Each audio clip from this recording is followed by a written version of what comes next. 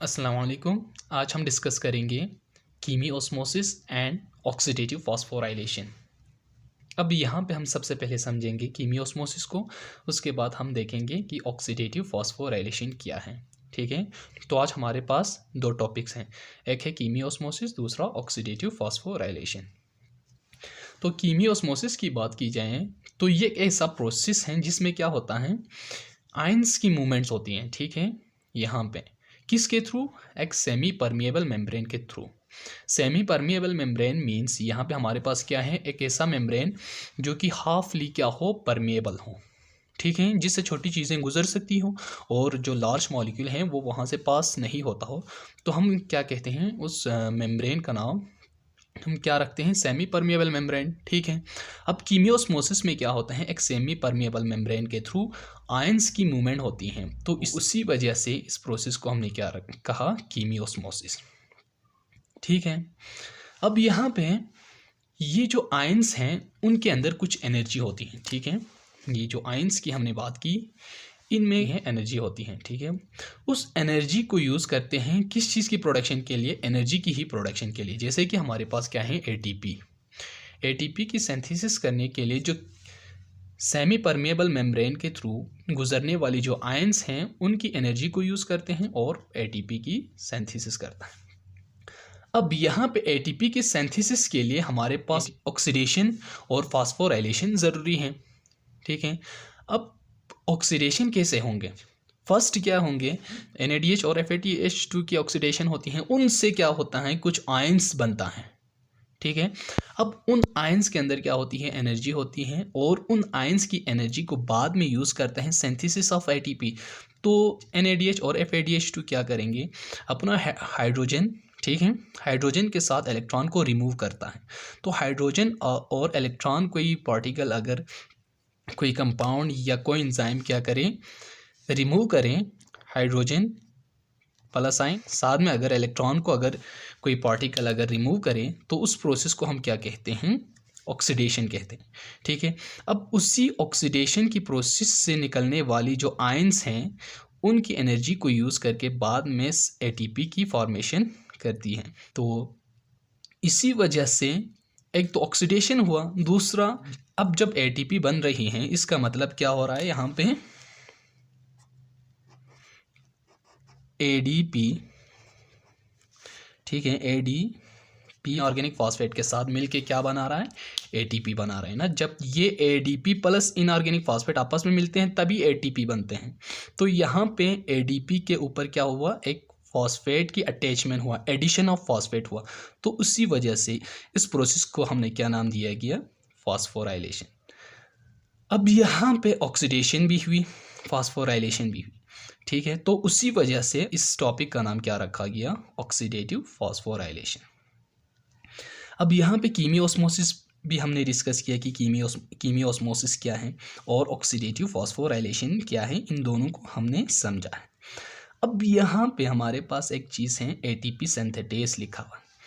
ATP synthetase एक ऐसा enzyme है जो कि ATP की फॉर्मेशन करता है। ठीक है, इस ATP की फॉर्मेशन करता है।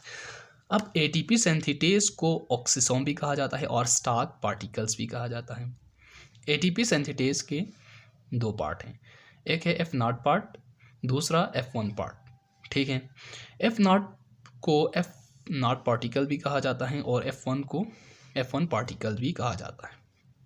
अब यहाँ पे जो कीमियोस्मोसिस है उसको एक साइंटिस्ट ने या बायोलॉजिस्ट ने क्या किया था, फर्स्ट टाइम उसने पेश किया था, उसका नाम क्या है, मिचेल पीटर, और उसको 1978 में, ठीक है, 1978 में नोबेल प्राइज़ भी दिया गया था। ठीक है, क्या दिया था, नोबेल प्राइज़, किसकी वजह से, क्योंकि उसने कीमियोस्मोसिस की जो थ्योरी है उसको पेश किया था।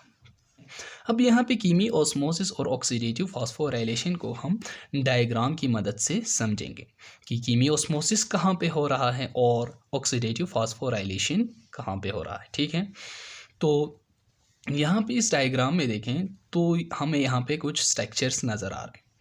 फर्स्ट यहाँ पे अगर हम देखें तो ये हमारे पास क्या है, कम्प्लेक्स 1 हमें नज़र आ रहे हैं, उसके बाद कम्प्लेक्स 3 हैं।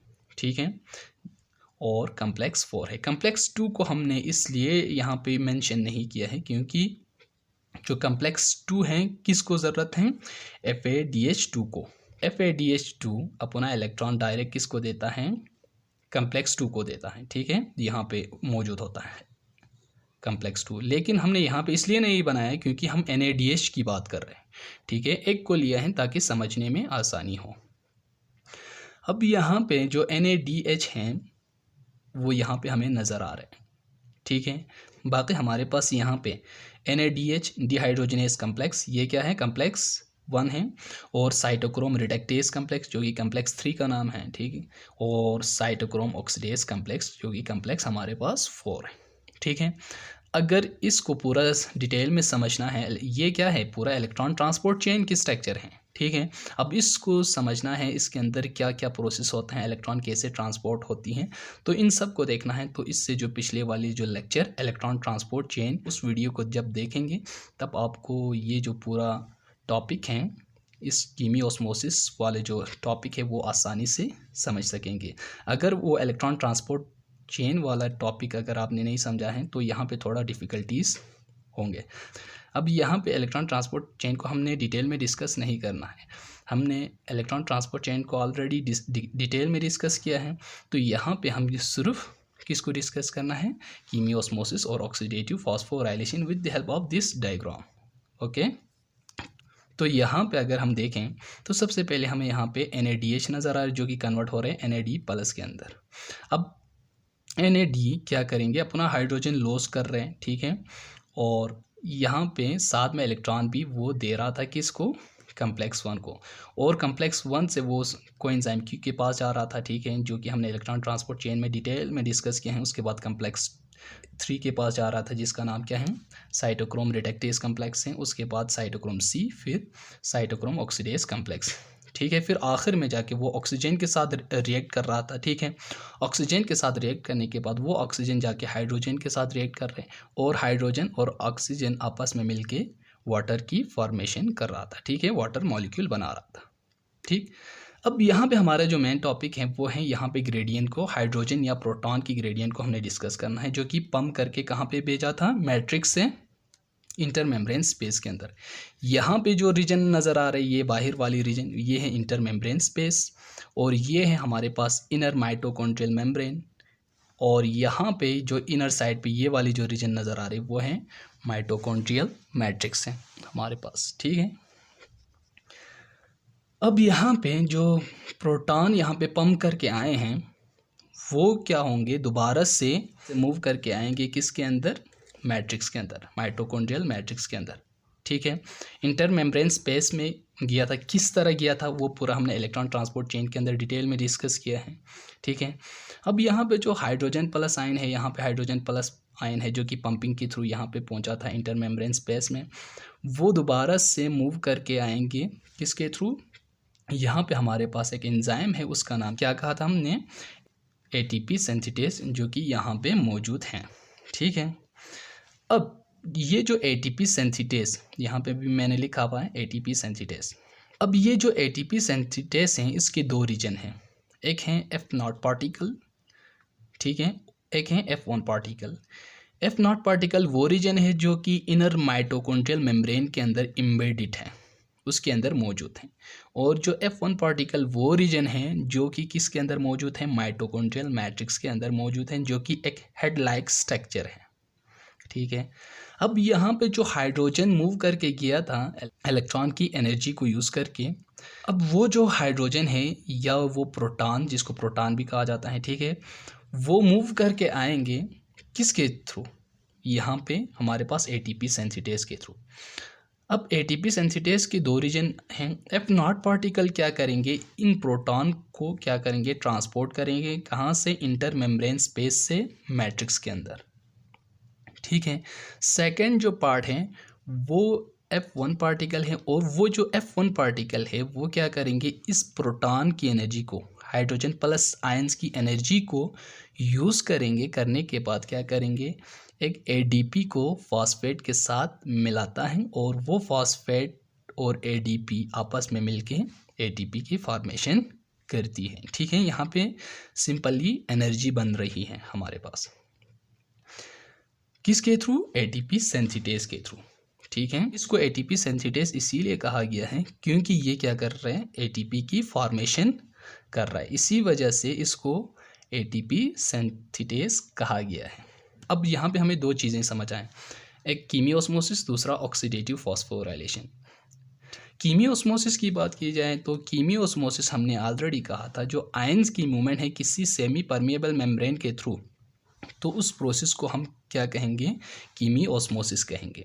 तो यहाँ पे हमारे पास जो प्रोटॉन्स है H+ आयंस हैं वो मूव करके आ रहे हैं किसके थ्रू? एटीपी सिंथेटेज के थ्रू। और एटीपी सिंथेटेज कहाँ पे हैं? इनर माइटोकॉन्ड्रियल मेम्ब्रेन के अंदर हैं। तो ये मेम्ब्रेन परमिएबल है किसके लिए? इस हाइड्रोजन प्लस आयन इन प्रोटॉन्स के लिए। ठीक है, ये सारे जो प्रोटॉन है वो मूव करके आ रहे हैं कहाँ पे? माइटोकॉन्ड्रियल मैट्रिक्स के अंदर। अब माइटोकॉन्ड्रियल मैट्रिक्स के अंदर आने की जो प्रोसेस को हमने क्या कहा? कीमियोस्मोसिस। किसकी? आयंस की। दूसरा ये क्या कर रहे हैं? ऑक्सीडेशन होके आ रहा है। ऑक्सीडेशन किसकी हो रही है यहाँ पे? NADH की, क्योंकि ये क्या कर रहे हैं? ये जो प्रोटॉन सारे हैं वो कहाँ से रिमूव हुआ है? NADH से, और साथ में ये NADH क्या करता है? इलेक्ट्रॉन भी रिमूव करता है। ठीक है, तो यहाँ पे ऑक्सीडेशन हो रही है। और फास्फोराइलेशन की बात की जाए, यहाँ पे ADP और इनऑर्गेनिक फास्फेट आपस में मिल रहे, मीन्स ADP के ऊपर एक इनऑर्गेनिक फास्फेट ऐड हो रहा है, तो यहाँ पे फास्फोराइलेशन हमें नज़र आ रहा है, और जो ADP है वो ATP के अंदर कन्वर्ट हो रहा है। ठीक, तो यहाँ पे क्या हो रहा है? फास्फोराइलेशन हो रहा है। तो कीमियोस्मोसिस, ऑक्सीडेशन और फास्फोराइलेशन हमें समझ आए। और ये पूरा प्रोसेस कहाँ पे हो रहे हैं? माइटोकॉन्ड्रिया के अंदर हो रहे हैं। और यहाँ पे प्रोटीन कम्प्लेक्स, ये भी प्रोटीन से बने हुए, ये भी प्रोटीन से बने हुए, ये भी प्रोटीन से, तो ये सारे कम्प्लेक्स किस चीज़ से बने हुए? प्रोटीन से बने हुए, इसीलिए इनको प्रोटीन कम्प्लेक्स का।